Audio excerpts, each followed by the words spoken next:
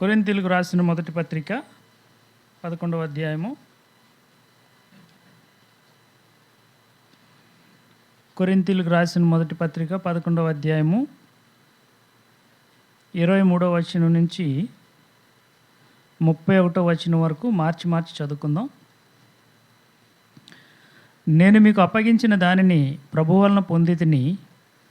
ప్రభువు అయిన యేసు తాను అప్పగింపబడిన రాత్రి ఒక రొట్టెను ఎత్తుకొని కృతజ్ఞతాస్తుతులు చెల్లించి,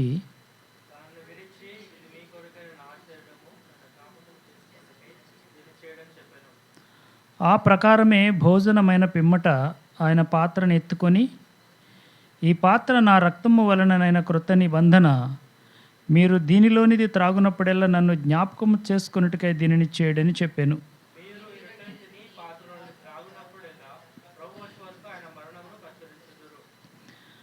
కాబట్టి ఎవడు అయోగ్యముగా ప్రభువు యొక్క రొట్టెను తినునో లేక ఆయన పాత్రలోనిది త్రాగునో వాడు ప్రభువు యొక్క శరీరమును గూర్చి రక్తమును గూర్చి అపరాధి యగును.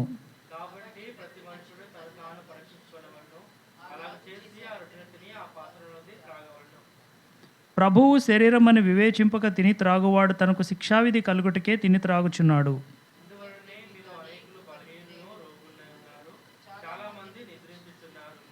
అయితే మనలను మనమే విమర్శించుకునే ఎడల తీర్పు పొందకపోదుము. ప్రార్థన చేసుకుందాం.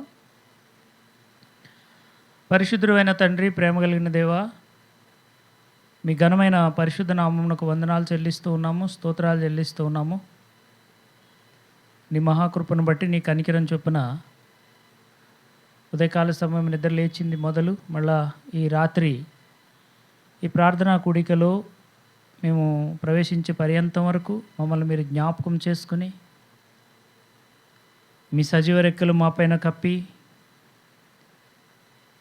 ఆయుష్ దయచేసి, నీతి సూర్యుడైన నీ రెక్కలు మా పైన కప్పి ఆరోగ్యం ఇచ్చి నడిపించినందుకు మీకు వందనాలు.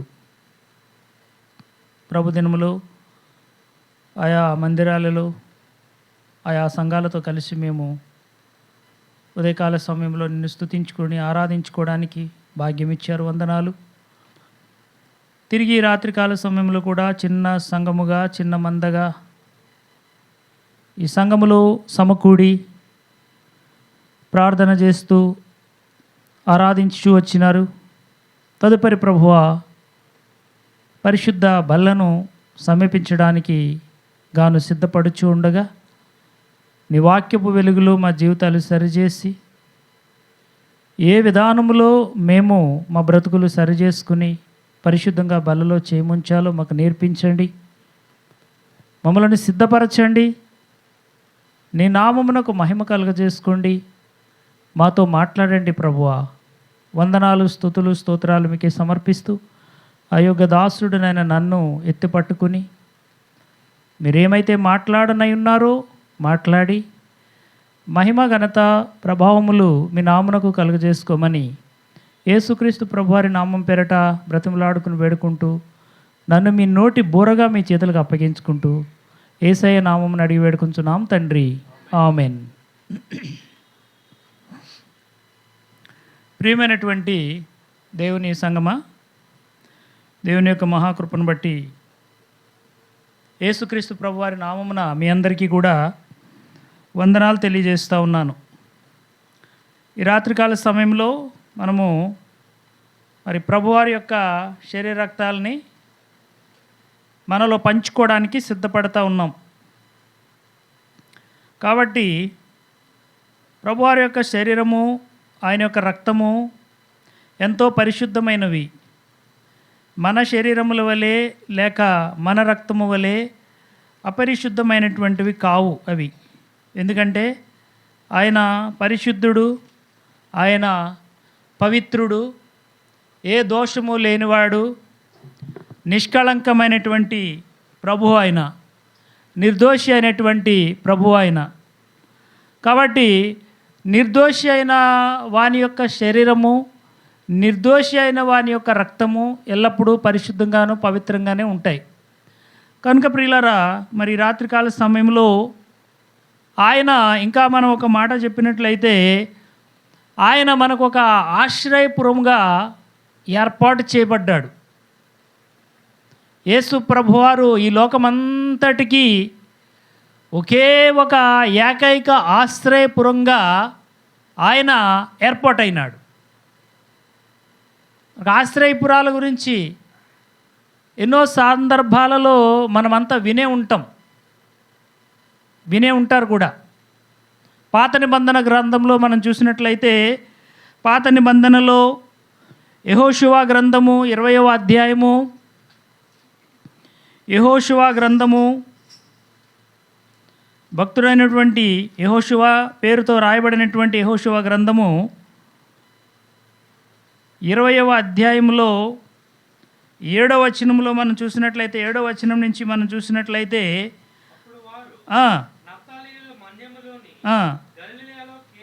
కేదేషును, షెకెమును, హెబ్రోనును, ఇంకా చదవండి 8.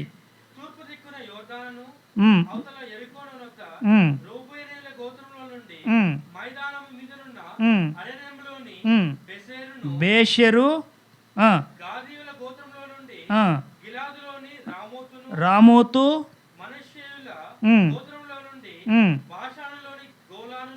గోలాను. ఏంటండి 6 ఆశ్రయపురాలు ఏర్పాటు చేయబడ్డాయి. 1 కేదెషు, 2 షెకెము, 3 హెబ్రోను, 4 బేషెరు, 5 రామోతు, 6 గోలాను. ఈ 6 ఆశ్రయపురాలు ఇశ్రాయేలు ప్రజల కొరకు మాత్రమే కాక ఇశ్రాయేలు ప్రాంతాల్లో జీవించేటువంటి ఇశ్రాయేలు ప్రజల మధ్య నివసించేటువంటి పరదేశులకు కూడా వర్తించే విధంగా దేవుడైన యెహోవా మోషే ద్వారా మాట్లాడి, మోషే కాలంలో ఏర్పాటు చేయబడలేదు కానీ దేవుడు మోషేకి ఇచ్చిన మాటను బట్టి యెహోషువ వచ్చేసరికి యెహోషువ కాలంలో ఈ ఆశ్రయపురాలు ఏర్పాటు చేయబడ్డాయి. ఎందుకు ఆశ్రయపురాలు? చూడండి 20వ అధ్యాయము 1వ వచనం చదవండి, 2వ వచనం.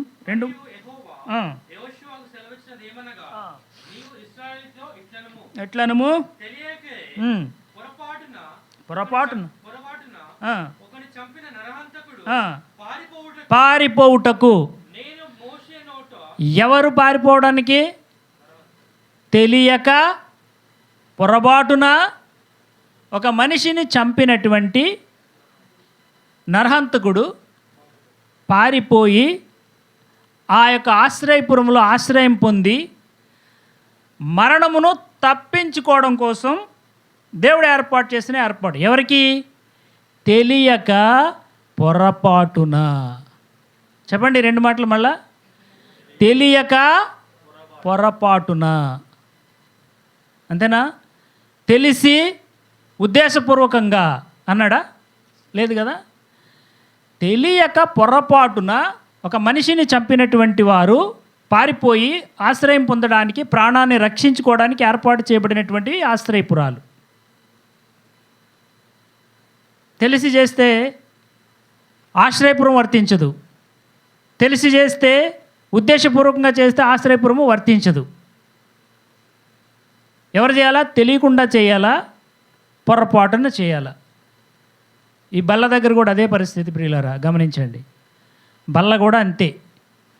ఈ బల్ల కూడా ఒక యేసుప్రభు వారి యొక్క శరీరము. ఒక మాట చెప్పాలంటే ఆనాడు పాత నిబంధనలో ఉన్నటువంటి 6 ఆశ్రయపురాలు కూడా ఏమయ్యాయంటే, ఈ 6 ఆశ్రయపురాలు యేసుక్రీస్తు ప్రభువారిలో ఒకటైపోయి ఒకే ఒక ఆశ్రయపురం అయిపోయింది కొత్త నిబంధన కాలం వచ్చేసరికి. ఏంటి ఆశ్రయపురము? ఆయనే యేసుక్రీస్తు ప్రభువారు. యేసుక్రీస్తు ప్రభువారే మన యొక్క ఏకైక ఆశ్రయపురము. పాత నిబంధనలో ఉన్న ఇశ్రాయేలు ప్రజలకు 6 ఆశ్రయపురాలు ఉన్నాయి, కానీ అది 6 అనేది మానవ సంఖ్యను సూచిస్తూ ఉంది. మరి ఇక్కడ ఈ 6 ఆశ్రయపురాలు కొత్త నిబంధనకు వచ్చేసరికి ఉన్నాయా? లేవు. ఇవన్నీ 6 ఆశ్రయపురాలు ఏమైపోయాయంటే యేసుక్రీస్తు ప్రభువారిలో కలిసిపోయి ఈ 6 ఆశ్రయపురాలు ఒకే ఒక ఆశ్రయపురంగా మారిపోయి ఆ ఒక్క ఆశ్రయపురము యేసుక్రీస్తు ప్రభువారు. ఆ ఒకే ఒక ఏకైక ఆశ్రయపురమైనటువంటి ఆ యేసుక్రీస్తు ప్రభువారి యొక్క శరీరము, రక్తమే ఇక్కడ మన కొరకు ఏర్పాటు చేయబడ్డాయి.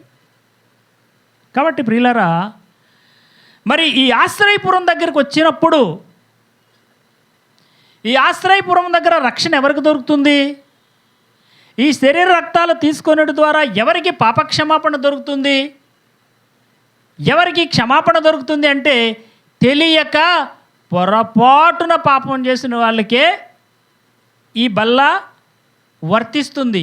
ఈ ఆశ్రయపురము రక్షణ కల్పిస్తుంది. అంటే ఈ బల్ల, ఈ యేసుప్రభు వారి యొక్క శరీరము రక్తము ఏంటంట, ఇది మనకు ఒక ఆశ్రయపురము, ఇది మనకు ఒక ఆశ్రయ పట్టణం. ఎందుకు ఇది ఆశ్రయపురంగా మారింది అంటే ప్రియులారా, వారమంతా, నెలంతా, సంవత్సరం అంతా, కొన్ని చోట్ల సంవత్సరానికి ఒకసారి బల్ల ఉంటుంది, కొన్ని చోట్ల నెలకొకసారి ఉంటుంది, కొన్ని సంఘాల్లో ప్రతి వారము ప్రభువారి యొక్క శరీరం రక్తం ఉంటుంది. ఎవరికి వర్తిస్తుంది అంటే మనం ఎప్పుడైనా ప్రియులారా తెలియక పాపం చేస్తే, పొరపాటున పాపం చేస్తే, తెలియక దేవుని వాక్యాన్ని మనము అతిక్రమిస్తే, పొరపాటున దేవుని యొక్క వాక్యాన్ని అతిక్రమిస్తే మాత్రమే ఈ యొక్క బల్ల, ఈ ఆశ్రయపురం మనకు వర్తిస్తుంది. ఈ ఆశ్రయపురంలో ఆశ్రయం దొరుకుతుంది. ఈ బల్ల మనకు పాప క్షమాపణ కలుగజేస్తుంది. అంతేగాని తెలిసి కక్షగట్టి ఉద్దేశపూర్వకంగా హత్య చేస్తే ఈ 6 ఆశ్రయపురాల్లోకి చేర్చుకుంటారండి? చేర్చుకోరు.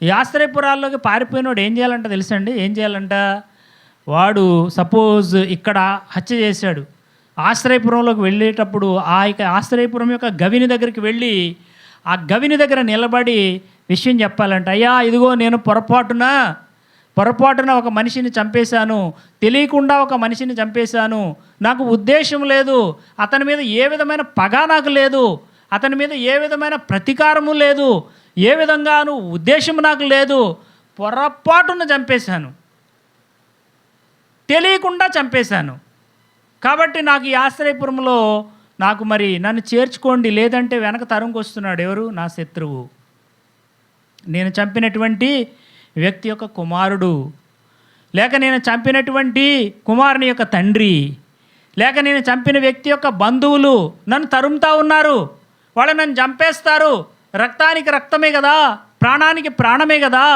కాబట్టి నన్ను చంపేస్తారయ్యా, నాకు ఆశ్రయం కల్పించండి అంటే అప్పుడు ఆ గవిని దగ్గర ఉన్న ఆ ఊరి పెద్దలు, ఈ ఆశ్రయపురంలో ఉన్నటువంటి ఈ పెద్దలు ఏం చేస్తారంట, ఆ యొక్క విషయం విని నిజమే, ఇది పొరపాటున తెలియక హత్య చేశాడు, ఇతను పొరపాటున తెలియక చేశాడు, కాబట్టి ఇతనికి ఆశ్రయపురములో ప్రవేశించేటువంటి అర్హత ఉన్నది అని వారు గ్రహించినప్పుడు ఏం చేస్తారంట, ఆశ్రయపురంలోకి నువ్వు రా అంటారు. సరే, తర్వాత వెనక ఆ తరుముకుంటూ వచ్చినటువంటి ఆ యొక్క విరోధులు వచ్చారు. వారు కూడా ఎక్కడ ఆగాలి, ఆ గవిని దగ్గర ఆగాల్సిందే. మేము లోపలికి తుర్రుమని వెళ్ళిపోతాము, వాడిని పట్టుకుంటామంటే కుదరదండి, ఆశ్రయపురంలో గవిని దగ్గరికి రావాల్సిందే. వచ్చారు గవిని దగ్గరికి. అయ్యా, మా ఊరోడు ఒకడు మీ ఆశ్రయపురంలోకి వచ్చాడు, మేము వాడిని పట్టుకోవాలి. నో, మీకు ఛాన్స్ లేదయ్యా, ఇది ఆశ్రయపురం, అతను మాకు చెప్పాడు, అతను వాద్యం చెప్పుకున్నాడు. ఏం చెప్పాడు మాకు, అయ్యా నేను తెలియక పొరపాటున నేనేం చేశాను, పొరపాటున నేను హత్య చేశాను అని మాకు చెప్పాడు, మేము ఆశ్రయపురంలో చేర్చుకున్నాం, మీరు ఈ గవిని దాటడానికి వీలు లేదు అని చెప్పేస్తారు. అప్పుడు వాళ్ళు ఏం చేస్తారు, వెళ్ళిపోవలసిందే. ఎప్పుడైనా పొరపాటున ఈ వ్యక్తి ఆశ్రయపురంలో నుంచి బయట అడుగు పెడితే అతన్ని చంపేయచ్చు వాళ్ళు. అందుకే అతను ఏం చేస్తాడు, ఎట్టి పరిస్థితుల్లో కూడా ఆశ్రయపురంలోంచి బయటికి వచ్చే ప్రశ్నే లేదు. అలాగే ఈ బల్ల కూడా ప్రియులరా, ఆశ్రయపురమైన యేసుక్రీస్తు ప్రభువారు మన ఆశ్రయపురము, మన ఏకైక ఆశ్రయపురమైనటువంటి యేసుక్రీస్తు ప్రభువారికి సాదృశ్యంగా ఉంది ఈ బల్ల. ఎప్పుడు ఈ బల్ల నిన్ను రక్షిస్తుంది, ఎప్పుడు ఈ బల్ల నీ పాపాలను క్షమిస్తుంది అంటే నువ్వు తెలియక పొరపాటు చేస్తే ఈ బల్ల దగ్గరకు వచ్చి సరి చేసుకున్నప్పుడు ఈ ఆశ్రయపురం నిన్ను ఆహ్వానిస్తుంది. యేసు ప్రభువారి యొక్క శరీరము రక్తం అనే ఆశ్రయపురము నిన్ను ఆహ్వానిస్తుంది, నిన్ను క్షమిస్తుంది. నువ్వు పొరపాటున పడిపోతే ఈ ఆశ్రయపురము నిన్ను చేరదీస్తుంది, నిన్ను రక్షిస్తుంది, నీకు పాప క్షమాపణ దయచేస్తుంది. నువ్వు తెలిసి ఉద్దేశపూర్వకంగా పాపం చేసి ఉద్దేశపూర్వకంగా అబద్ధాలు ఆడి, ఉద్దేశపూర్వకంగా దొంగతనాలు, ఉద్దేశపూర్వకంగా వ్యభిచారాలు, ఉద్దేశపూర్వకంగా ఎదుటివారి మీద నిందలు, ఇలాంటి ఉద్దేశపూర్వకంగా ఏదైనా పాపం చేసి, తెలిసి పాపం చేసి ఈ బల్ల దగ్గరకు వచ్చి, ఆశ్రయపురం దగ్గరకు వచ్చి అయ్యా నన్ను రక్షించంటే నీకు ఏమీ ప్రయోజనం ఉండదు, నాకు ఏమీ ప్రయోజనం ఉండదు పిల్లరా. రక్షించబడినటువంటి మనము గమనించాల్సిన విషయం, ఈ బల్ల దగ్గరకు వచ్చినప్పుడు మనము సరి చేసుకోవాల్సింది ఏంటంటే, మనకి సరి చేసుకోవలసినటువంటి విషయాలు ఎన్నో ఉంటాయి, కానీ మనకి బల్ల దగ్గర సరిచేయబడేవి మాత్రము తెలియక నువ్వు పాపం చేస్తేనే, పొరపాటున పాపం చేస్తేనే, తెలియక అతిక్రమిస్తేనే, పొరపాటున అతిక్రమిస్తేనే పాపక్షమాపణ తప్ప ఎరిగి ఎరిగి నేను చెడిపోతా, ఎరిగి ఎరిగి నేను పాపం చేస్తా, నేను తెలిసే పాపం చేస్తా, ఉద్దేశపూర్వకంగా పాపం చేస్తా, నా శరీరంలో ఉన్న రక్త బిగువును బట్టి నేను పాపం చేస్తా, తర్వాత నేను బల్ల దగ్గరికి వెళ్తానంటే ఈ ఆశ్రయపురం నిన్ను రక్షించదు, ఈ ఆశ్రయపురం నిన్ను కాపాడదు, ఈ ఆశ్రయపురం దగ్గర నీకు పాపక్షమాపణ దొరకదు.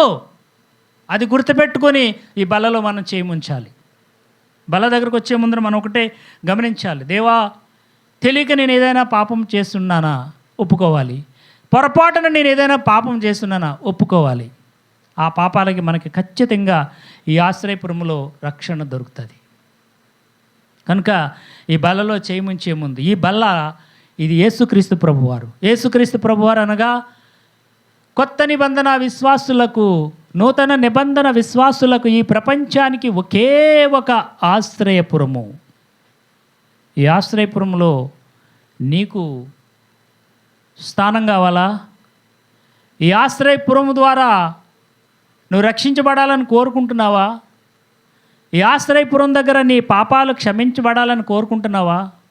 నీ కొరకు నా కొరకు ఆయన ఎలా వచ్చాడు? ఒక ప్రధాన యాజకుడు. ఇక్కడ ఇంకా ఒక కండిషన్ ఉంటుంది. మనం చూసినట్లయితే చూడండి ఒకసారి, యెహోషువ గ్రంథము 20వ అధ్యాయంలోనే 6వ వచనం.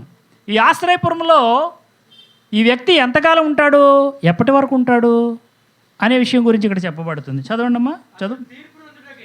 తీర్పు నందుటకై నిలిచి వరకును తరువాత ఆ దినములోనున్న యాజకుడు మరణమునందు వరకు. చూడండి, ఎప్పటిదాకా ఉండాలంట? వాడు తీర్పు పొందే వరకు, యాజకుడు ఆ కాలంలోనూ యాజకుడు మరణించే వరకు. ఇంగ్లీష్లో చదవమ్మా, ఇంగ్లీష్ బైబిల్ ఉందా? King James version. మన తెలుగు పండితులు తప్పు రాశారు కానీ ఇంగ్లీష్ చదవండి అమ్మా.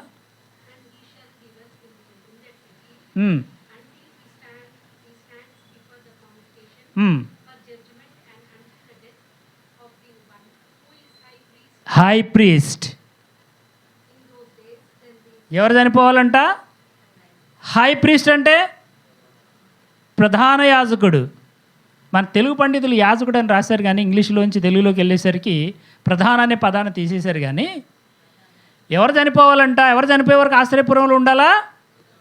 ప్రధాన యాజకుడు చనిపోయే వరకు ఆ ఆశ్రయపురంలోనే ఉండాల. ప్రధాన యాజకుడు చనిపోయిన తర్వాత అతను వచ్చి ఆ యొక్క సమాజం ఎక్కడైతే తను హత్య చేశాడో మళ్ళా తిరిగి ఆ సమాజంలోకి రావాలా, వచ్చి అక్కడ తీర్పు పొందాలి. అక్కడ తీర్పు పొందాల. తీర్పు పొంది అతను చేసినటువంటి తెలియక పొరపాటును చేసిన దానికి మరి ధర్మశాస్త్ర గ్రంథంలో ఉన్నటువంటి పనిష్మెంట్స్, పెనాల్టీస్ ఉన్నాయి. శిక్షలు లేవు కానీ పెనాల్టీస్ ఉన్నాయి. ఆ పెనాల్టీస్ అతను చెల్లించుకుంటేనే కానీ అతనికి పూర్తి రక్షణ రాదు. ప్రియమైనటువంటి సహోదరి సహోదరులారా, ఈ ప్రధాన యాజకుడు ఎవరికి సాదృశ్యంగా ఉన్నాడు చెప్పాలి? మన ప్రధాన యాజకుడైన యేసుక్రీస్తు ప్రభు వారికి సాదృశ్యంగా ఉన్నాడు. కాబట్టి మన ప్రధాన యాజకుడైన యేసుక్రీస్తు ప్రభు వారు చనిపోతేనే కానీ మనకి పరిపూర్ణమైన రక్షణ రాలేదు. ఆ 6 ఆశ్రయపురాల్లో ఉన్నటువంటి ఆ ఆశ్రయపురాల్లో తలదాచుకున్నటువంటి ఆ వ్యక్తులకు పరిపూర్ణమైన రక్షణ కలగాలంటే ప్రధాన యాజకుడు చనిపోవాలా. ఇక్కడ కూడా ప్రియ సహోదరి సహోదరులారా, నీకు నాకు రక్షణ కలగాలంటే మన ప్రధాన యాజకుడైన యేసుక్రీస్తు ప్రభువారు చనిపోవాలా. ఆయన చనిపోయినందువల్లనే నీకు నాకు పూర్తి రక్షణ, పూర్తి విమోచన దొరికింది. అదే విషయాన్ని గురించి హెబ్రీ పత్రికలో చాలా చోట్ల రాయబడింది. హెబ్రీ పత్రిక 4వ అధ్యాయము 14వ వచనం చదువునాయనా. హెబ్రీలకు రాసిన పత్రిక అపోస్తులుడైన పౌలు హెబ్రీలకు రాస్తూ ఈ హెబ్రీల పత్రికలోనే ఎన్నోసార్లు ప్రధాన యాజకుడి గురించి, యేసుక్రీస్తు ప్రభు గారి గురించి ఎన్నో విషయాలు చెప్తూ వచ్చాడు. ఆకాశ మండలము గుండా వెళ్ళిన దేవుని కుమారుడైన యేసు గొప్ప ప్రధాన యాజకుడు మనకు ఉన్నాడు గనుక మనం ఒప్పుకొనిన దానిని గట్టిగా చేపట్టుదము. ఎవరంట? ఎలాంటి ప్రధాన యాజకుడు అంటే ఈయన ఆకాశ మండలం గుండా వెళ్ళినటువంటి దేవుని కుమారుడైన యేసు అని గొప్ప ప్రధాన యాజకుడు. అనుమానం ఉందా ఇంకా యేసుక్రీస్తు ప్రభువారు ప్రధాన యాజకుడు కాడు అనడానికి? దేవుని వాక్యం ఎంత స్పష్టంగా చెప్తుందో చూడండి. యేసు అను ఈ గొప్ప ప్రధాన యాజకుడు చనిపోతేనే నీకు ఆశ్రయం దొరుకుతుంది, నీకు రక్షణ దొరుకుతుంది, నీకు పూర్తి పాప క్షమాపణ దొరుకుతుంది, నీ శిక్ష పరిష్కరించబడుతుంది. ఆయనే ఆ ప్రధాన యాజకుడు. 3వ అధ్యాయము, అదే హెబ్రీ పత్రిక 3వ అధ్యాయం 1వ వచనంలో కూడా యేసుక్రీస్తు ప్రభువారు మన ప్రధాన యాజకుడు అని చెప్పబడుతుంది. చదవండి ఒకసారి.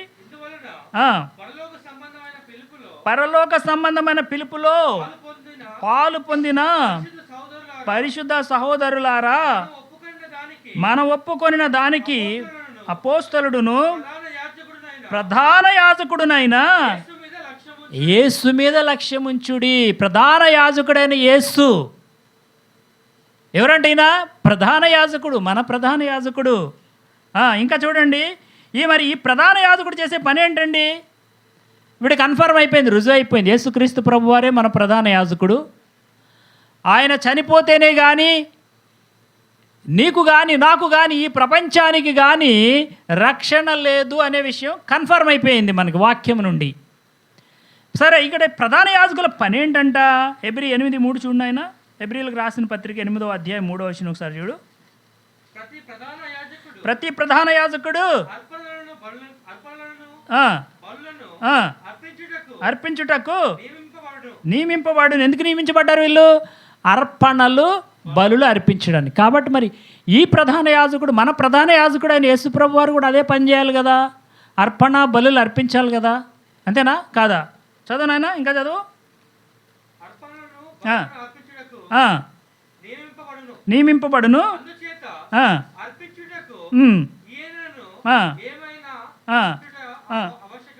ఆవశ్యకము. సరే, ఇంకా నెక్స్ట్ ఇది కూడా చదువు ఒకసారి. హెబ్రీ 9:7 కూడా చదువు. 9:7 9వ అధ్యాయము. ఒక్కడే రక్తము చేత పట్టుకొని రెండవ గుడారం అంటే ఏంటి? అతి పరిశుద్ధ స్థలం. ఎప్పుడు వెళ్తాడంట? అతి పరిశుద్ధ స్థలంలోకి ఎప్పుడు వెళ్తాడు? సంవత్సరానికి ఒక్క మారే. ఇది మీకు ఒక విషయం చెప్తాను. ప్రధాన యాజకుడు అతి పరిశుద్ధ స్థలంలోకి ప్రవేశించేటప్పుడు చాలా ప్రమాదకరమైన పరిస్థితులు గుండా వెళ్ళేవాడంటండి. ఎందుకో తెలుసా? అది అతి పరిశుద్ధ స్థలం. ఈ ప్రధాన యాజకుడు కూడా మానవుడే కాబట్టి ఇతనిలో కూడా పాపం ఉంటుంది. పాపంతో నిండి ఇతను ఏం చేయాలి? 2 పనులు చేయాలి. ఒకటి, ఈ రక్తము తీసుకెళ్ళి తనను బట్టి అర్పించుకోవాలి, ప్రజలను బట్టి కూడా అర్పించాలి. అంటే 2 పాపాలు నివారణ చేయాలి అతను. సరే, అతి పరిశుద్ధ స్థలంలోకి వెళ్ళే ముందు ఏం చేసేవారంట? ఇది చరిత్రలో రాయబడింది, మనకు బైబిల్ గ్రంథంలో ఎక్కడ దొరకదు కానీ ఆ విషయం చరిత్రలో రాయబడింది. ఈ ప్రధాన యాజకుడు సంవత్సరానికి ఒకసారి అతి పరిశుద్ధ స్థలంలోకి వెళ్ళాలి కదా. అతి పరిశుద్ధ స్థలం అంటే అది ఎంతో పరిశుద్ధమైనది. అక్కడికి పాపముతో వెళితే ఏమైపోయేవాడు? అక్కడే పడి చనిపోయేవాడు. సరే, చనిపోయాడు. వెళ్ళాడు, యాజకుడు వెళ్ళాడు అతి పరిశుద్ధ స్థలంలోకి, ఆ 2వ గుడారంలోకి, అతి పరిశుద్ధ స్థలంలోకి వెళ్ళాడు, పడిపోయాడు, చనిపోయాడు. మరి ఆ శవాన్ని ఎవరు తీసుకురావాలి? ఎవరు వెళ్తారు అక్కడికి? ఎవడెళ్తే వాడే చనిపోతాడు. అందుకని ఏం చేసేవారంట? ఈ ప్రధాన యాజకుడికి ఈ నడుముకి ఒక తాడు కట్టి ఒక గంటలు కట్టేవారంట. గంటలు ఉంటాయి కదా, గంటలు ఆయనకి ఎలాగ ఆయన చేతిలో గంట ఉంటుంది, ఒక తాడు కట్టేవారంట. తాడు కడితే ఆయన ఏం చేసేవాడు? ఇది అర్పించుకుంటూ ఈ గంట వాయించుకుంటూ వెళ్ళేవాడు.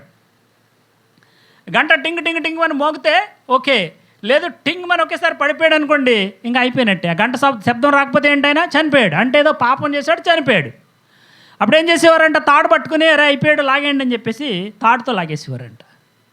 అంటే అది ఎంత భయంకరమైన స్థలం అర్థం చేసుకోండి, అంత అతి పరిశుద్ధమైన స్థలం. అలాంటి అతి పరిశుద్ధ స్థలంలోకి ఏం చేసుకుని వెళ్ళేవాడంట, రక్తం తీసుకుని వెళ్ళి ఆ రక్తాన్ని అక్కడ అర్పించి వచ్చేవాడండి. ఇంకా చదువు, నన్ను కిందకి చదువు అక్కడ. దీనిని బట్టి ఆ మొదటి గుడారం ఇంకా నిలుచుచుండగా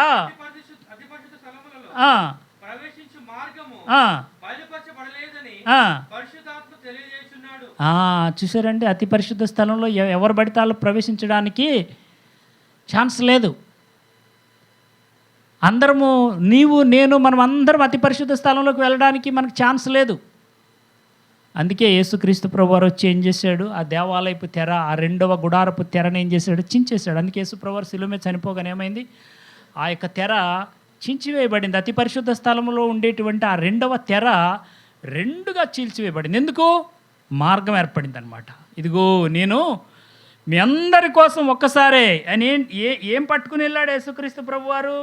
9:11-9:25 కూడా చదువు ఒకసారి. 9:25 చదువు. అంతేకాదు ప్రధాన యాజకుడు ప్రతి సంవత్సరము తనది కాని రక్తము తీసుకొని పరిశుద్ధ స్థలంలోనికి ప్రవేశించినట్లు ఆయన అనేక పర్యాయములు తన్ను తాను అర్పించుకొనుటకు ప్రవేశించలేదు. చూడు, ప్రధాన యాజకుడు ఏ రక్తం పట్టుకెళ్ళేవాడు? ఆయన సొంత రక్తం కాదు, ఎడ్ల యొక్కయు, కోడెల యొక్కయు, మేకల యొక్కయు, గొర్రెల యొక్క రక్తాన్ని తీసుకుని వెళ్ళేవాడు. స్వరక్తం కాదు, ఆ రక్తంతో ప్రోక్షణ చేసేవాడు. కానీ యేసుక్రీస్తు ప్రభువారు అలా వెళ్ళలేదండి. యేసుక్రీస్తు ప్రభువారు తన సొంత రక్తం తీసుకుని వెళ్ళాడంట అతి పరిశుద్ధ స్థలంలోకి. వెళ్ళి ఏం చెప్పాడంటే, తండ్రి ఇదిగో ఇది ఎడ్ల యొక్క రక్తము కాదు, కోడెల యొక్క రక్తము కాదు, మేకల యొక్క రక్తము కాదు, గొర్రెల యొక్క రక్తము కాదు, నీ ప్రియ కుమారుడనైన నా యొక్క రక్తం ఇది. ఇదిగో నా రక్తముతో నేను ఇక్కడ అర్పణ చేస్తున్నానని తన స్వరక్తము తీసుకుని ఒకే ఒకసారి ఆ యొక్క అతి పరిశుద్ధ స్థలంలోకి వెళ్ళాడంట ఆయన యేసుక్రీస్తు ప్రభువారు. ఎలా వెళ్ళాడు? పాపము లేనివాడిగా వెళ్ళాడు, పరిశుద్ధుడిగా వెళ్ళాడు. ఆయనకైతే నడానికి తాడు కట్టాల్సిన అవసరం లేదు. యేసుక్రీస్తు ప్రభువారి యొక్క నడుముకు తాడు కట్టాల్సిన పని లేదు. ఎందుకంటే ఆయన పరిశుద్ధుడు, పుట్టుకతో పరిశుద్ధుడు, పుట్టుకతో పవిత్రుడు, నిర్దోషి అయిన దేవుడు. ఇంకా ఆయన గురించి చక్కని మాట చెప్పబడుతుంది చూడండి. ఆయన మెల్కీసెదెకు క్రమంలో వచ్చినవాడంట. హెబ్రీ 5:1-6 ఉంటుంది. హెబ్రీ 1:5 హెబ్రీ పత్రిక 5వ అధ్యాయము 1-6 చూడండి. ఇక్కడ రాయబడి ఉంది చక్కగా. మెల్కీసెదెకు యొక్క క్రమము చొప్పున నిరంతరము యాజకుడు అయి ఉన్నావు. ఈ మాట మీకు కీర్తనల గ్రంథము 110వ కీర్తన 4వ వచనంలో కూడా ఉంటుంది ఈ మాట. కీర్తనల గ్రంథము 110:4 దావీదు మహారాజు రాస్తాడు, మెల్కీసెదెకు క్రమం చొప్పున నిరంతరము యాజకుడవై ఉన్నావు. ఇశ్రాయేలు ప్రజలకు నిరంతరం ఒక యాజకుడు ఉంటాడా? లేదు కదా. 50 సంవత్సరాలు దాటితే యాజకత్వం చేయడానికి లేదు వాళ్ళకి. కానీ ఈయన మెల్కీసెదెకు క్రమము చొప్పున, మెల్కీసెదెకు గురించి మనకి ఆదికాండం 14వ అధ్యాయంలో రాయబడి ఉంటుంది. అక్కడ ఈ మెల్కీసెదెకు గురించి రాయబడి ఉంటుంది, మీరు తర్వాత చదువుకోండి. ఇప్పుడు మనం హెబ్రీ 7వ అధ్యాయం 1-3 వరకు చదువుదాం. సంహారము చేసి ఎవడు కలుసుకొని అతనిని ఆశీర్వదించెను, ఎవనికి అబ్రహాము అన్నిటిలో 10వ వంతు ఇచ్చెను, ఆ షాలేము రాజును మహోన్నతుడగు దేవుని యాజకుడైన మెల్కీసెదెకు నిరంతరము యాజకుడిగా ఉన్నాడు. అతని పేరుకు మొదట నీతికి రాజనియు తరువాత సమాధానపు రాజనియు అర్థమిచ్చినట్టి షాలేము రాజని అర్థము. చదువు. అతడు తండ్రి లేనివాడును తల్లి లేనివాడును వంశావళి లేనివాడును జీవిత కాలమును జీవిత కాలమునకు ఆది అయినను జీవమునకు అంతమైనను లేనివాడునై ఉండి దేవుని కుమారుని పోలి ఉన్నాడు. ఎవరి మెల్కీసెదెకు ఎవరిని పోలి ఉన్నాడు? దేవుని కుమారుడని యేసుక్రీస్తు ప్రభువారిని. ఎవరు ఈ మెల్కీసెదెకు అంటే నిరంతరము యాజకుడు. ఎవరి నిరంతరం యాజకుడు అంటే యేసుక్రీస్తు ప్రభువారు నిరంతరము యాజకుడు. ఈ మెల్కీసెదెకుకి ఏమీ లేదంట, తండ్రి లేనివాడు, తల్లి లేనివాడు, వంశావళి లేనివాడు. చూశారండి, ఏమి లేవంట, తల్లి లేదు, తండ్రి లేడు, వంశావళి లేదు. ఇదేంటండి మరి? పరిశుద్ధాత్మదేవుడు వాక్యం తప్పు రాయించాడా? మనం అర్థం చేసుకోవడంలో తప్పు అర్థం చేసుకుంటున్నామా? యేసుప్రభువారికి తల్లి ఉంది కదా, వంశావళి ఉంది కదా. ఇక్కడ మనం కొంచెం వివరంగా తెలుసుకోవాలి. ఎందుకంటే వివరంగా తెలుసుకోకపోతే ఈ బైబిల్ గ్రంథం రాయించింది పరిశుద్ధాత్మదేవుడు. పరిశుద్ధాత్మదేవుడు వ్రాయించినటువంటి మర్మాలను పరిశుద్ధాత్మదేవుడు మాత్రమే వివరిస్తాడు. మానవ జ్ఞానం చేత మనము ఎట్టి పరిస్థితుల్లో గ్రహించలేం. చూడండి, ఇక్కడ అపోస్తలుడైన పౌలు పరిశుద్ధాత్మతో నిండిన వాడే ఏమంటున్నాడు ఏంటంట? దేవుని కుమారుని పోలి ఉన్నాడు. దేవుని కుమారుడని యేసుక్రీస్తు ప్రభువారిని పోలి ఉన్నాడంట. యేసుక్రీస్తు ప్రభువారికి తల్లి ఉంది కదా, మరి వంశావళి లేకపోవడం ఏంటి? జాగ్రత్తగా గమనిద్దాం. ఇక్కడ కొన్ని నిమిషాలు మనం జాగ్రత్తగా ఆలోచిద్దాం. పిల్లరా, జన్మనిచ్చినటువంటి స్త్రీని కన్న తల్లి అంటారు, అంతేనా? జన్మనిచ్చిన స్త్రీని కన్న తల్లి అంటారు. యేసుక్రీస్తు ప్రభువారికి పరిశుద్ధాత్మ ద్వారా ఆయన గర్భంగా ఒక తల్లి గర్భం కావాలి. మానవుడిగా యేసుక్రీస్తు ప్రభువారి లోకానికి రావాలంటే ప్రియులారా ఒక తల్లి గర్భం కావాలి. తల్లి గర్భం ఓకే, మరియమ్మ గర్భాన్ని దేవుడు ఏర్పాటు చేసుకున్నాడు, ఆమె పరిశుద్ధరాలు కాబట్టి. మరి మరియమ్మ వంశావళి వచ్చిందా యేసుక్రీస్తు ప్రభువారికి?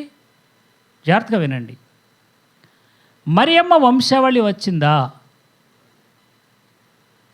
మరియమ్మ వంశావళి లేక యోసేపు వంశావళి వచ్చిందా? రాలేదు. ఎందుకంటే ప్రియులారా, మీకు ఇప్పుడు ఒక చిన్న సైన్స్ పాఠం చెప్తాను, జాగ్రత్తగా వినండి. చిన్న సైన్స్ లెసన్ చెప్తాను. ఒక బిడ్డ పుట్టాలంటే క్రోమోజోములు అవసరం. అలాగే మరి ఆడ మగ తేల్చడానికి ఒక జత క్రోమోజోములు ఉంటాయి. వాటిని ఏమంటారంటే XY అంటారు. XY అనేటువంటి క్రోమోజోములు ఉంటాయి. అంటే ఆడబిడ్డ పుట్టాలనుకోండి, సపోజు తండ్రిలో నుంచి X, తల్లిలో నుంచి X వస్తే, 2 Xలు వస్తే ఏమవుతుంది? ఆడబిడ్డ పుడుతుంది. అదే మగబిడ్డ అనుకోండి, తల్లిలో నుంచి X, తండ్రిలో నుంచి Y వస్తే మగబిడ్డ పుడతారు. ప్రియులారా, ఇక్కడ గమనించండి, యేసుక్రీస్తు ప్రభువారి యొక్క జన్మ ఒక అద్భుతమైనటువంటి మర్మము, పరిశుద్ధాత్మ యొక్క కార్యము. యేసుక్రీస్తు ప్రభువారి జన్మలో తల్లి అయిన మరియ నుంచి X క్రోమోజోమ్ రాలేదండి. గమనించండి, తండ్రి నుంచి Y క్రోమోజోమ్ రాలేదు. అంటే X క్రోమోజోము రాలేదు, Y క్రోమోజోము రాలేదు. కానీ పరిశుద్ధాత్మ యొక్క శక్తి వలన ఆమె గర్భం ధరించి, ఒక మాట చెప్పాలంటే యేసుక్రీస్తు ప్రభువారు క్రోమోజోమ్ లెస్. పరిశుద్ధాత్మ ద్వారా ఆయన పిండంగా రూపుదిద్దబడ్డాడు. మరి ఆ పిండము, ఆ పరిశుద్ధమైన పిండము ఒక శిశువుగా భూమిలోకి రావాలంటే ఒక తల్లి గర్భం కావాలి. మీకు సరోగసి అంటే మీరు వినారో లేదో తెలియదు, అద్దె గర్భం అంటారు, విన్నారా? ఈ మధ్య చాలా జరుగుతున్నాయి అవి. ఏం చేస్తారో తెలిస్తే అందులో జాగ్రత్తగా వినండి.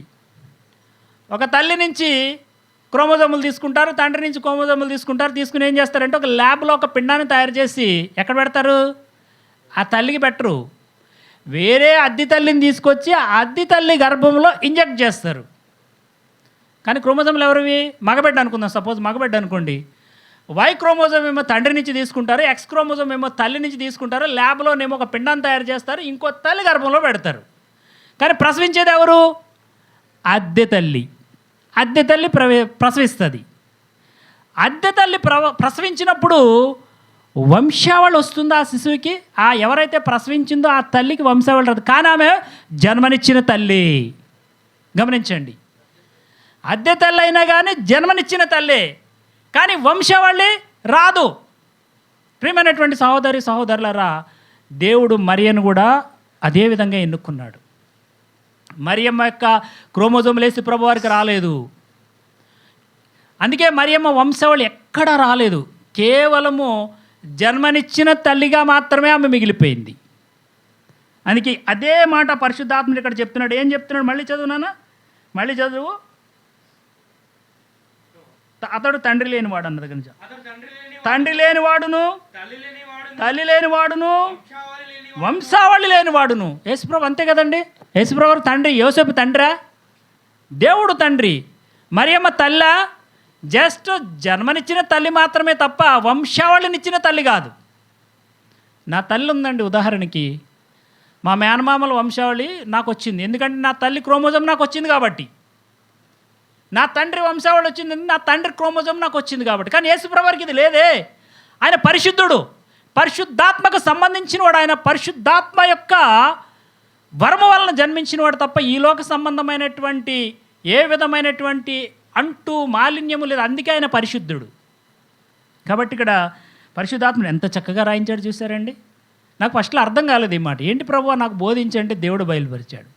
నిజమే, యేసు ప్రభువారు తల్లి లేనివాడు, తండ్రి లేనివాడు, వంశావళి లేనివాడు, ఆది లేనివాడు, అంతము లేనివాడు. ఆయన ఆది లేదు, ఆయన ఎప్పుడు అనాది కాలంలో ఉన్నవాడు, అంతములో ఉన్నవాడు. ఆయన ఆది అంతమై ఉన్నవాడు. కాబట్టి అలాంటి ప్రధాన యాజకుడిగా మన కొరకు మెల్కీషెదెకు, ఈక్వలెంట్ టు మెల్కీషెదెకు, మెల్కీషెదెకుకు సమానమైనటువంటి ప్రధాన యాజకుడు. ఎంత చక్కగా చెప్తున్నాడు చూడండి అపోస్తలుడైన పౌలు పరిశుద్ధాత్మ ప్రేరణ వలన. అలాంటి ప్రధాన యాజకుడు ఏం చేశాడంట? మన కొరకు ఆయన తన రక్తము తీసుకొని ఒకసారే ఆయన ఆ యొక్క పరిశుద్ధ స్థలంలో ప్రవేశించి తన యొక్క రక్తాన్ని మన కొరకు అర్పణగా అర్పించి పరిశుద్ధ స్థలంలో ప్రవేశించే అర్హత దేవుడు మనకిచ్చాడు యేసుప్రభు వారు. లేకపోతే పరిశుద్ధ స్థలంలో ప్రవేశించే అర్హత, అతి పరిశుద్ధ స్థలంలో ప్రవేశించే అర్హత మనకి ఎక్కడదండి? మనకు లేదు. కాబట్టి అలాంటి ప్రధాన యాజకుడు చనిపోయినందువల్ల మరి ఆనాడు ఆ 6 ఆశ్రయపురాలలో ఉన్నటువంటి ప్రజలకు, హంతకులకు రక్షణ దొరకాలంటే ఏం చేయాలా? ఆ ప్రధాన యాజకుడు చనిపోవాలా. అలాగే మరి ఈ ప్రధాన యాజకుడైనటువంటి యేసుక్రీస్తు ప్రభువారు కూడా చనిపోయిన తర్వాతే ఆయన మన కొరకు ఒక పరిపూర్ణమైనటువంటి ఏకైక ఆశ్రయపురంగా ఏర్పడి ఆయన యొక్క శరీరమును, ఆయన రక్తమును మన కొరకు ఏర్పాటు చేసి ఈ యొక్క బల్ల అనేటువంటి ఒక ఆశ్రయపురాన్ని మనకిచ్చి యేసుక్రీస్తు ప్రభువారు ఒక నిజమైనటువంటి పరిశుద్ధుడైనటువంటి మరి మచ్చలేనటువంటి పాపము లేనటువంటి ప్రధాన యాజకుడిగా ఆయన మన కొరకు బలైపోయాడు. ఆనాడు ప్రధాన యాజకులు ఏం చేసేవారు? గొర్రెల యొక్కయు, మేకల యొక్కయు, కోడెల యొక్కయు రక్తం పట్టుకుని వెళ్ళారు. కానీ ఈ ప్రధాన యాజకుడు తాను మన కొరకు బలైపోయి తన రక్తం తీసుకొని తన రక్తాన్ని దేవునికి బలిగా అర్పించడానికి తన రక్తమును తీసుకుని వెళ్ళిపోయాడు ఆయన. ఆ రక్తం ఇక్కడ ఈ బల్ల మీద మన కొరకు ఏర్పాటు చేయబడింది. ఆయన యొక్క శరీరము ఇక్కడ మన కొరకు ఏర్పాటు చేయబడింది. కాబట్టి ప్రియమైన సహోదరి సహోదరులారా, మరి ఈ పరిశుద్ధ బలలో మనం చేముంచే ముందు మన కొరకు మన ప్రధాన యాజకుడైన యేసుక్రీస్తు ప్రభువారు చనిపోయి మరణాన్ని జయించి తిరిగి లేచుట ద్వారా ఆయన మన కొరకు ఒక ఏకైక ఆశ్రయపురంగా మారిపోయాడు. ఆయన 6 ఆశ్రయపురాలు, పాత నిబంధన కాలంలో ఉన్నటువంటి 6 ఆశ్రయపురాలు ఒకటైపోయి యేసుక్రీస్తు ప్రభువారు అనే ఒకే ఒక ఆశ్రయపురం ఏర్పడింది ఈనాడు. కాబట్టి ఇప్పుడు ఈ పాత నిబంధనలో ఉన్న 6 ఆశ్రయపురాలతో మనకు సంబంధం లేదు. ఒకే ఒక ఏకైక ఆశ్రయపురం అయినటువంటి యేసుక్రీస్తు ప్రభువారు ఆ ఆశ్రయపురాల్లో ఉన్న కండిషన్స్ అన్నీ నెరవేర్చాడు. ఆశ్రయపురాల యొక్క లెక్క ఏంటండి? ఆశ్రయపురాల యొక్క కండిషన్స్ ఏంటి? ప్రధాన యాజకుడు చనిపోవాలి. ఈ ప్రధాన యాజకుడు చనిపోయాడు. తీర్పు తీర్చబడాలా? ఈ ప్రధాన యాజకుడికి తీర్పు తీర్చబడింది.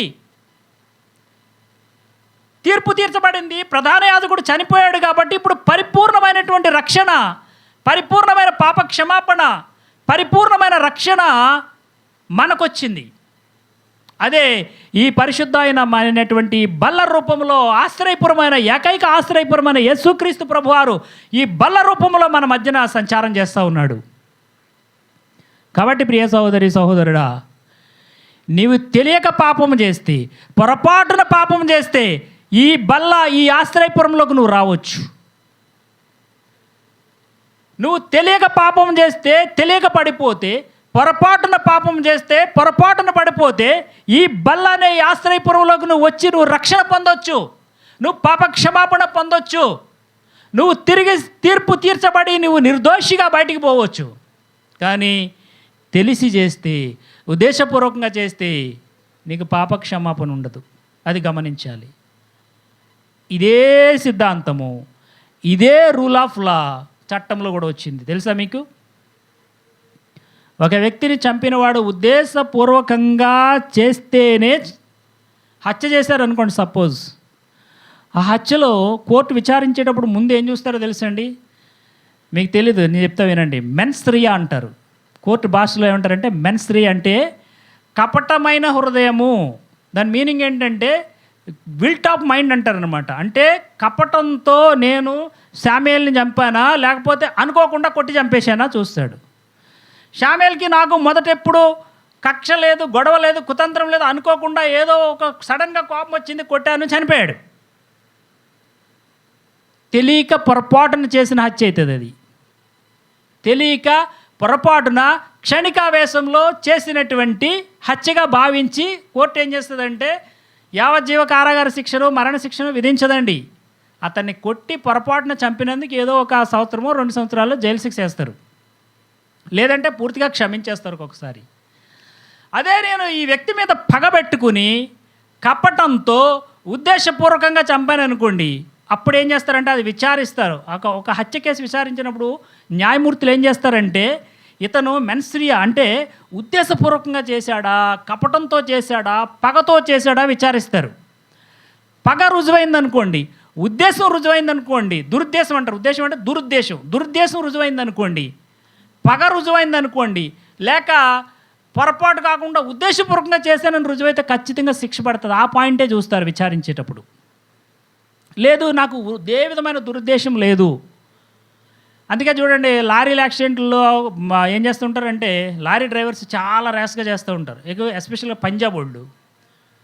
వాళ్ళకు ఒకసారి ఏం చేస్తుంటారంటే తొక్కేసి 10 మందిని 5 మందిని చంపేస్తారు. కానీ వాళ్ళకి శిక్షలు ఉండవు. ఒక 6 నెలలు, 1 ఇయర్, ఒక 1 ఇయర్ శిక్ష వేస్తారు. 5 మందిని చంపేస్తాడు ఒక లారీతో తొక్కించేసి. ఒక 1 ఇయర్ శిక్ష వేస్తారు. మళ్ళీ జిల్లా కోర్టుకి వెళ్తే, హైకోర్టుకి వెళ్తే 1 ఇయర్ పోతుంది, ఏదో పెనాల్టీ కట్టించి బయటకు వచ్చేస్తారు. ఎందుకు ఆ విధంగా చేస్తారంటే ఆ మనుషులు ఎవరో ఈ డ్రైవర్కి తెలీదు, వాళ్ళకి ఇతనికి సంబంధం ఉండదు. పొరపాటున ఏమంటారంటే పొరపాటున యాక్సిడెంటల్లీ జరిగిందంటారు. కాబట్టి ప్రియులారా, ఈ న్యాయ సూత్రాలను ఎక్కడి నుంచి వచ్చాయి? ఈ బైబిల్ గ్రంథంలో నుండి తీసుకుని రాసినటువంటివే ఈ చట్టాలు. కాబట్టి ప్రియ సహోదరి సహోదరుడా, నీవు పొరపాటున పాపం చేసినా, తప్పిదం చేసినా, పడిపోయినా, తెలియక పాపం చేసినా ఈ బల్ల దగ్గర, ఈ ఆశ్రయపురం దగ్గర రక్షణ దొరుకుతుంది, పాప క్షమాపణ దొరుకుతుంది. నువ్వు క్షమించబడి సంతోషంతో ఇక్కడి నుంచి పోవచ్చు. అదే ఉద్దేశపూర్వకంగా తెలిసి పాపం చేసి బల్ల దగ్గరకు వచ్చినా పెద్దగా ప్రయోజనం ఏమి ఉండదు. నువ్వు రొట్టె తీసుకోవడం, ద్రాక్షారసం తీసుకోవడం, వెళ్ళిపోవడమే తప్ప నీకు నువ్వు సెల్ఫ్ సాటిస్ఫాక్షన్ అవుతా, నాకు క్షమించబడ్డాను అనుకుంటావు, కానీ కాదు, క్షమాపణ దొరకదు. కాబట్టి ఈ ఆశ్రయపురము, ఈ బల్ల అనే ఆశ్రయపురము, యేసుక్రీస్తు ప్రభువారి శరీర రక్తాలనే ఈ బల్ల అనేటువంటి ఏకైక ఆశ్రయపురము ఈ యొక్క కొత్త నిబంధన కాలంలో ప్రపంచవ్యాప్తంగా ఉన్నటువంటి విశ్వాసులందరి కొరకు ఈ ఏకైక ఆశ్రయపురం ఏర్పాటు చేయబడింది. ఎందుకంటే తెలియక పొరపాటున ఏదైనా పాపం చేస్తే వచ్చి ప్రతి వారము సరిచేసుకుని, శరీర రక్తాలు తీసుకుని సరిచేసుకుని జీవితాన్ని మంచి మార్గంలో నడిపించుకోవడానికి. కాబట్టి ప్రియ సహోదరి సహోదరులారా, ఈ రాత్రికాల సమయంలో మన 6 ఆశ్రయపురాలను కొట్టివేస్తూ ఒకే ఒక ఆశ్రయపురంగా, ఏకైక ఆశ్రయపురంగా యేసుక్రీస్తు ప్రభువారు మన కొరకు ఏర్పడి, మన ప్రధాన యాజకుడిగా ఆయన మన కొరకు చనిపోయి, మనపైకి రావాల్సిన తీర్పు ఆయన మీద వేసుకుని మనల్ని రక్షించుకున్నాడు. కాబట్టి మనం ఈ రాత్రికాల సమయంలో ఈ బలలో ప్రవేశించే ముందు ఏదైనా తెలియక పొరపాట్లు చేసినా, లేక పొరపాటున ఏదైనా మనం దేవునికి వ్యతిరేకంగా నడిచినా అవి ఒప్పుకొని సరి చేసుకుని ఈ ఆశ్రయపురం దగ్గరికి వచ్చి, ఈ బల్లని ఆశ్రయపురం దగ్గరకు వచ్చి సరి చేసుకుని మనము ఆ బలలో చేయించినట్లయితే ప్రభు అయిన యేసుక్రీస్తు ప్రభువారు అనే ఆశ్రయపురము ఎల్లప్పుడూ మనల్ని క్షమించడానికి, కడగడానికి, పరిశుద్ధపరచడానికి సిద్ధంగా ఉన్నాడు. కాబట్టి సరి చేసుకుని ఈ బలలో పరిశుద్ధంగా చేయించుదాం. దేవుడి చిన్న మాటలు దీవించునుగాక. ఆమేన్.